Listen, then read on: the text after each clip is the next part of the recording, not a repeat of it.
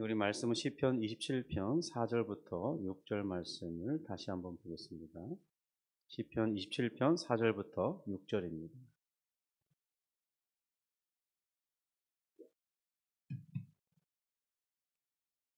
우리 같이 합독하겠습니다. 4절부터 6절까지입니다. 내가 여호와께 바라는 한 가지 일 그것을 구하리니 곧 내가 내 평생에 여호와의 집에 살면서 여호와의 아름다움을 바라보며 그의 성전에서 사모하는 그것이라. 여호와께서 환난 날에 나를 그의 초막 속에 비밀히 지키시고 그의 장막 은밀한 곳에 나를 숨기시며 높은 바위 위에 두시리로다. 이제 내 머리가 나를 둘러싼 내 원수 위에 들리리니 내가 그의 장막에서 즐거운 제사를 드리겠고 노래하며 여호와를 찬송하리로다. 아멘.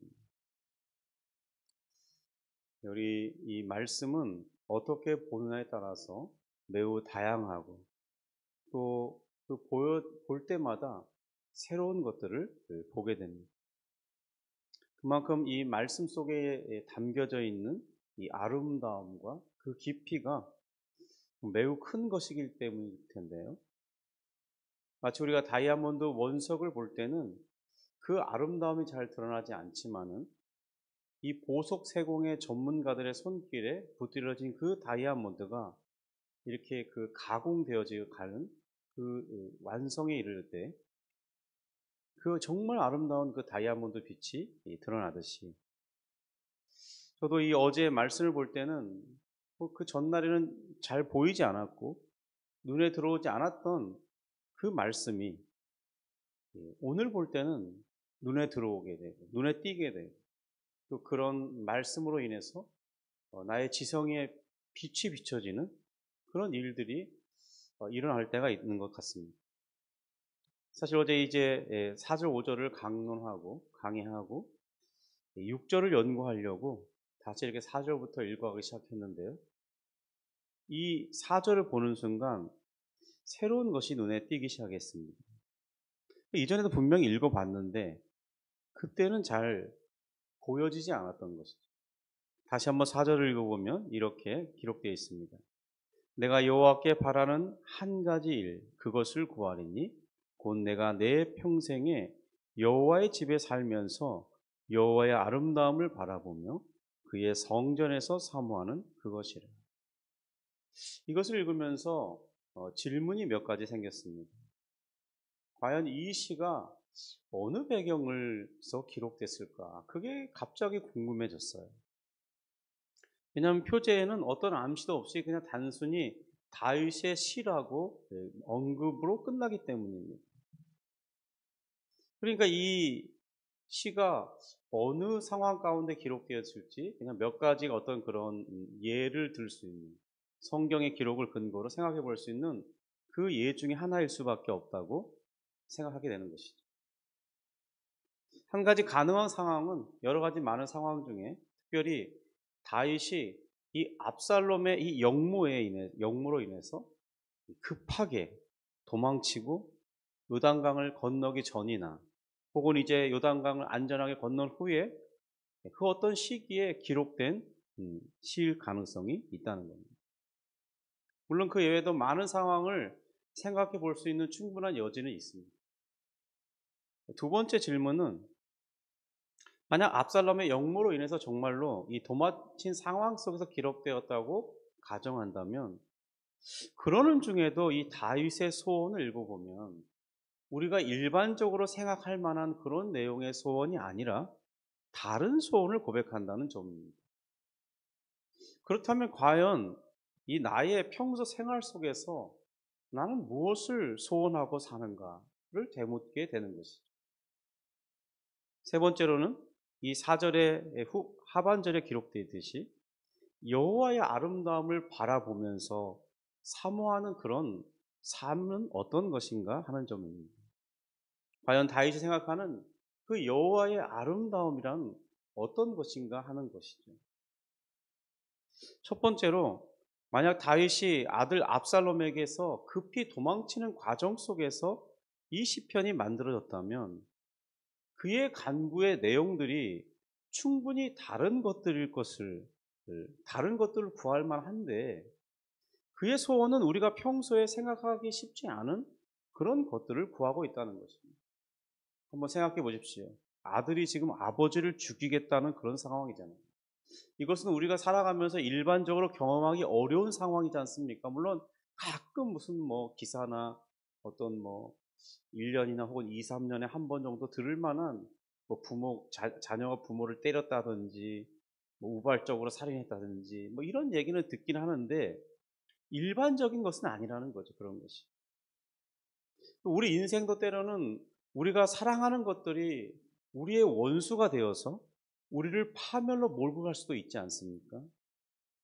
정말 우리가 좋아하고 많이 가지기를 바라는 그 돈이나 또 우리가 늘 의상이 되기 쉬운 우리의 건강 혹은 많은 것을 내어주더라도 유지되기를 원하는 그 사람들과의 좋은 관계. 어떤 사람들은 그러니까 돈에 목숨을 걸고 어떤 사람은 건강에 목숨을 걸고 어떤 사람은 인간관계에 목을 걸죠. 그런데 그렇게 추구했던 것이 때로는 우리의 대적자가 되어서 우리를 가장 힘들게 하는 그런 요소일 수도 있다는 것입니다. 그렇게 돈을 많이 모았는데 어느 날 돈이 배신해서 자신을 궁지로 몰다든지 그렇게 잘 나가던 사업이 다 막혀서 순식간에 이렇게 부도가 난다든지 때로는 이 건강이 근데 건강하다고 자신했는데 그냥 평소에 늘 1년마다 하던 그런 건강검진을 해보다 이상 징후가 나타나고 세밀하게 검사해 봤더니 뭐 암이 3기고 뭐 4기고 뭐 임종을 뭐 얼마 남지 않았습니다. 뭐 이런 얘기를 듣는다든지 그렇게 같이 동고동락하며 좋아했던 그 사람이 나를 배신하는 그런 사람으로 드러났다든지 정말 이런 일들로 인해서 우리가 얼마나 힘들어하는 사람들을 우리 주변에서 많이 만나보게 됩니다. 만약 우리가 그런 상황이 정말 되었습니다. 그러면 우리가 보통 바라고 구할 제일 우선된 기도 제목이 무엇이겠습니까? 그런 상황에서 빨리 벗어나는 그것 아니겠습니까? 하나님 살려주십시오. 하나님 저 원수 같은 것을 무찔러 주십시오. 그런 제목이 우리의 기도 제목이 아닐까요? 많은 부분을 그렇게 차지하게 될 텐데. 그런데 다윗의 간구는 전혀 그런 내용이 없다는 거예요. 다른 것이 자신의 유일한 소원이라고. 주님 제가 정말로 원하는 것은 이것입니다라고 고백하고 있는 내용이 4절이라는 것이죠. 우리 4절 다시 한번 읽어보겠습니다. 내가 여호와께 바라는 한 가지 일 그것을 구하리니 곧 내가 내 평생에 여호와의 집에 살면서 여호와의 아름다움을 바라보며 그의 성전에서 사모하는 그것이라. 다윗은 우리가 보통 구할 것 같은 그런 제목이 그의 소원이 아니었다는 거예요. 그의 마음 중심에는 그것이 자리하고 있지 않았다고 고백합니다. 반드시 다시 잃어버린 위기 가운데 몰린 그런 나의 나라, 하나님께서 주신 그 나라를 회복해야 하겠다는 그 소원을 가지는 것이 잘못이 아니지 않습니까? 그는 하나님께 기름 부음 받아서 이스라엘의 통치자, 이스라엘의 왕으로 세움 받은 자입니다. 당연히 그 나라를 회복하는 것은 하나님의 뜻과 부합되는 것이죠. 또한 자신을 이렇게 역모한 그리고 그 압살롬과 함께 동조한 그런 이 세력들, 그들을 모두 잡아서 치리하는 것, 그것이 정당한 것 아니겠어요? 그런데 지금 다윗은 그런 종류의 소원이 아니라 그의 소원은 하나님의 성막이 있는 그곳에서 자신은 어떤 존재로 있든지 그것이 중요한 것이 아니라 그 하나님의 이름이 있는 그곳에서 자신이 계속해서 살면서 하나님의 그 아름다움을 묵상하면서 살아가는 것이라고 말합니다. 또 우리 6절의 내용처럼 이렇게 되어 있죠. 내가 그의 장막에서 즐거운 제사를 드리겠고 노래하며 여호와를 찬송하는 것이다. 이것이 자신의 기도 제목이라는 것이죠. 성도 여러분, 이 다윗이 여호와의 집이라고 할 때는 아직 이 솔로몬에 의해서 지어진 이 화려하고 이 아름답고 영광스러운 이 건물로서의 성전이 아니었습니다.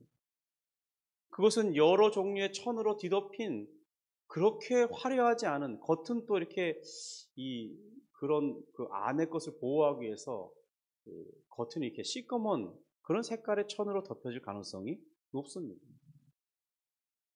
그러니까 이 자신이 살던 궁전에 비해서도 그 성전이 있는 곳, 성막이 있는 곳은 초라한 곳이었다는 거예요.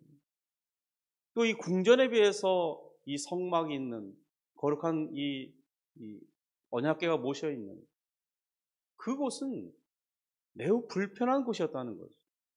그런데 그가 소원하는 바는 뭐냐? 바로 그런 불편을 감내해야 되는 그곳에서 하나님의 아름다움을 묵상하면서 그 아름다움을 생각하면서 감격하는 삶, 그것을 기뻐하는 삶이라고 고백한다는 것입니다. 성도 여러분, 우리 자신의 최근의 기도 제목이 무엇이었는지 한번 돌이켜보기 원합니다. 정말 우리 기도 제목에 1, 2, 3, 4, 5 그 순서 중에 정말 하나로 포함되어 있는 내용이었습니까?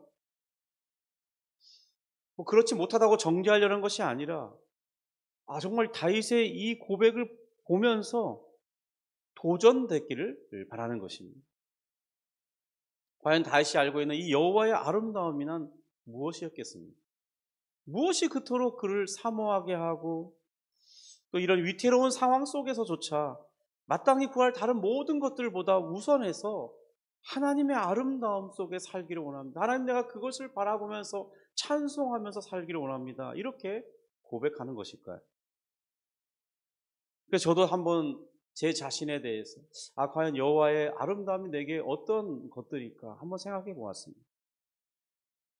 사실 이 성경이 기록한 진리를 하나씩 생각해 보면 다윗이 다른 시에서 고백하듯이, 예를 들면 시편 139편 17절에 이렇게 기록합니다. 하나님이여, 주의 생각이 내게 어찌 그리 보배로우신지요, 그 수가 어찌 그리 많은지요. 그 시편 139편 전체를 보면 주님께서 나의 모태에서부터 내가 생길 때부터 나를 아시고 나의 앉고 일어섬을 아시고 나의 모든 것을 다 은혜롭게 인도하심을 내가 고백합니다. 그런 내용이 담겨 있습니다. 또 시편 8편을 보면 여호와의 아름다움이 무엇인지를 노래하고 있습니다. 주의 이름이 온 땅에 아름답다고, 자신을 생각하는 것이 심히 큰 은혜라고 고백하고 있습니다. 그러하듯이 제 자신을 돌아보니까 하나님께서 내게 나타나신 그 하나님의 이름이 정말로 감격스러운 이름이었습니다. 그의 이름은 인자와 긍휼로 나타나시는 이름입니다. 나를 불쌍히 여기시는 이름입니다. 또 그의 성품은 오래 참고 잠잠히 기다려주시는 분으로 내게 나타내셨습니다. 하나님은 온 우주의 창조주이시고 왕이신데, 바로 그 왕이신, 정말 가까이 할 수도 없는 그 높은 하나님께서 자기 아들을 내어주시고 그 값으로 저를 양자로 사서 입양해 주신 분이십니다.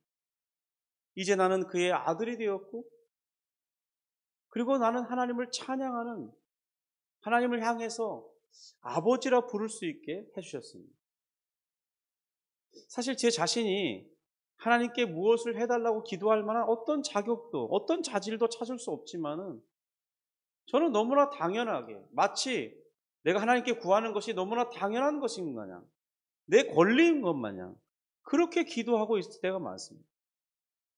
아니, 제가 하나님께 무엇을 맡겼다고, 무엇을 하나님께 보탬이 됐다고, 하나님 이것 좀 해주세요, 하나님 이것도 필요합니다, 저것도 필요합니다, 하나님 기왕 주실 거면 크고 많이 주세요, 감격할 만큼 넘치도록 주세요. 무엇을 근거로 그렇게 기도할 수 있는 거지? 생각해 볼 때, 이것은 참으로 하나님의 은혜라고, 주님의 그 아름다우심이라고 생각하게 되는 것입니다. 그런데 더 감사한 것은요, 하나님께서 오히려 그렇게 기도하지 않는 걸 싫어하시고, 그렇게 기도하는 저를 나무라지 아니하시고 좋아하시고 잘한다고 말씀하신다는, 그런 마음을 제게 주신다는. 아니, 도대체 하나님은 뭐가 아쉬워서 우리에게 그렇게 하셔야 하는 걸까요? 도리어 하나님 앞에 잘못하는 게 너무 많고, 또 인생을 정말 충성되게 살지 못하고 허비하는 일들도 많은데, 그런데도 불구하고 여전히 또다시 주님의 전에 나와서 주님, 제가 주님을 위해 살고 싶습니다, 그렇게 소원하고 기도합니다. 하나님께서 크게 기뻐하신다는 그런 마음을 내게 보여주시고, 또 나를 기꺼이 용납해 주시고, 또 그 길을 걸어갈 수 있도록 도우시는 그 하나님의 역사를 경험하게 된다는 거죠. 시의 가사처럼, 이 시편에 나오는 것처럼 그의 자비는 정말 영원하고 무궁하다는 것이죠. 이것이 정말 아침마다 새로우니 늘 새롭다고 고백할 수밖에 없는 거죠. 이러한 내용만 잠깐 생각해 본다 할지라도 정말 마음에 큰 기쁨과 감격이 몰려오는 것이죠. 하나님의 은혜는 지극히 큰 것입니다. 하나님의 그 형언할 수 없는 은혜는 오늘 우리 복음성 가사처럼 정말 영원히 찬양할 수밖에 없는 그런 내용의 노래인 것이죠. 그러고 보니 그런 묵상을 한번 해보고 다시 이 말씀을, 특별히 이 4절의 말씀을 다시 한번 읽어보았는데, 그러고 보니까 다윗의 소원이 마땅하고 합당한 것이라는 겁니다. 우리도 그와 같이 소원하는 것이 지극히 정상인 것이고 자연스러워야 한다는 거예요. 다윗의 인생이 일평생 정말 양을 돌보면서 때가 되어 이제 가정을 이루고 자녀를 낳아 기르면서 노년에 이르고 그러다 삶을 종료하는 것, 그렇게 산다고 할지라도 다윗은 충분히 하나님께 감사했을 것입니다. 그런데 지금 하나님께서는 다윗을 구별하여 불러내셔서 이스라엘 왕으로 삼지 않으셨습니까? 또한 사울에게는 약속하지 않으시고 보증하지 않으셨던 그것을 다윗에게는 약속하셨죠. 곧 다윗에게 허락하신 그 왕위를 그의 당대에 끝내는 것이 아니라, 그의 아들에게까지만 하다 끝내는 것이 아니라 그의 왕국을 영원히 있게 하시겠다고 약속해 주셨습니다. 정말 이것을 생각할 때 그가 얼마나 큰 은혜와 감격을 가졌겠습니까? 이러한 은혜를 생각해 보면 지금 그가 당면한 이 모든 위기는 사실 어쩌면 그런 은혜에 비해서는 아무것도 아니라는 것이. 그리고 자기가 지금 이런 위기, 위태로운 상황에서 이 벗어나기를 소원하지 않아도, 그 구하지 않아도 그 상황에서 벗어날 것은 너무나 당연한 것일지 몰라요. 하나님의 큰 영광 앞에 선 자기 자신을 볼 때, 하나님이 이토록 큰 은혜를 베푸신 약속을 생각해 볼 때, 그것을 기뻐하는 것만으로도 얼마든지 이 위기 상황이 벗어날 수 있다는 확신의 근거가 된다는 것이죠. 6절입니다. 우리 6절을 다시 한번 같이 읽겠습니다. 이제 내 머리가 나를 둘러싼 내 원수 위에 들리리니 내가 그의 장막에서 즐거운 제사를 드리겠고 노래하며 여호와를 찬송하리로다. 그러니까 지금 다윗은 승리하는 것은 너무나 당연한 순리인 것처럼 확신에 차 있는 그런 고백을 하고 있습니다. 그리고 그가 승리하였을 때 꿈꾸고 있는 그림은 무엇이냐면, 이제 다시 왕권을 회복했으니까 그래, 이것을 도전한 이 압살롬을 부추겨서 이런 역모를 꾸민 죄인들 다 불러 모으라, 정죄하고 심판하고 저들을 차명에 처하라고 할 수도 있지만, 그런 것을 생각해 볼 수도 있지 않겠어요? 얼마든지. 그런데 지금 다윗의 마음은 그런 것을 꿈꾸고 있는 게 아니에요. 내가 하나님의 은혜 가운데 이 위기가 벗어나고 다시 그 잃어버린 왕위를 회복하게 될 때 그가 꿈꾸는 것은 무엇이냐면, 바로 다시 백성들과 함께 이렇게 하나님의 전에 나아가서 하나님을 진정으로 예배하고 자신의 온전한 그 헌신을 통한 제물로 하나님을 예배한 후에, 그리고 그곳에 모인 많은 사람들과 함께 찬양을 힘있게 부르고 우리 하나님의 은혜를 생각하며 높이 부르고 노래하는 것, 그것이 자신의 소원이라고 고백하고 있고 지금 그것을 꿈꾸고 있지 않습니다. 성도 여러분, 저는 다시 한번 이 4절부터 6절을 읽고 사람들이 이 본문을 어떻게 연구하겠는지를 살펴보면서 다윗이 참 부러웠습니다. 다윗을 닮고 싶어졌습니다. 나는 정말 이런 것을 소원하며 사는 거야. 나는 하나님의 은혜 가운데 목회자로 부름받았는데 내가 정말 이것을 사모하고 있었나? 돌이켜보는 기회가 되었습니다. 세상을 이기는 승리의 원리가 다른 것이 아니었구나. 세상을 바르게 사는 것이 다른 것이 아니었구나. 목회를 바르게 하는 것이 다른 것이 아니었구나. 내 인생의 이 목회의 목적의 최고의 우선순위는 바로 진정으로 하나님을 예배하고 그분의 임재 안에서 기뻐하고 온 마음을 다해서 하나님을 찬양하고 그런 삶을 살 때 어떤 이 세상에서 추구하는 그런 승리나 그런 보장되는 어떤 이 것들은 당연히 뒤따라오는 그냥 하나의 부속물처럼 그것이 크게 내게 지배하는 그런 이렇게 내 마음을 차지할 수 있는 것이 아니고 하나님을 정말 기뻐하고 그분이 베푸신 은혜를 생각하면서 정말 그의 아름다움을 왜 내게 이런 큰 은혜를 베푸시나를 묵상하면서 감격하는 삶. 그것을 저 혼자만 사는 것이 아니라 이제 다른 이들에게도 함께 살 수 있도록 이끄는 그런 삶을 사는 것. 그것이 바로 내가 가져야 할 목사로서 가져야 할 목회의 원리라는 것을 배우게 되었습니다. 하나님을 제일되게 높이며 찬양하는 삶을 살고 다른 이들과 함께 그 일을 하고자 하는 것. 이것이 바로 하나님이 원하시는 목회요. 제가 걸어가야 할 길임을 배우게 되는 것입니다. 성도 여러분, 우리 각자가 걸어야 할 길과 또 직업과 환경이 다 다를 것입니다. 그런데 우리 각자가 사는 그 삶 속에서 우리의 소원, 우리의 기쁨의 이유는 무엇이어야 하겠습니까? 오늘 4절을 다시 한번 생각해보면서 주님, 내가 여호와께 바라는 한 가지 일이 있습니다. 그것은 내가 여호와의 집에서 여호와의 아름다움을 바라보면서 그의 성막에서 성전에서 사모하는 그런 삶입니다. 주님, 정말 같은 공간에 모여있는 주를 예배하는 자들과 함께 힘있게 주님을 찬송하며 기뻐하는 것입니다. 그것이 나의 인생의 최고의 소원이고 나의 유일한 소원입니다. 그런 고백이 우리에게 있어야 하지 않을까 싶습니다.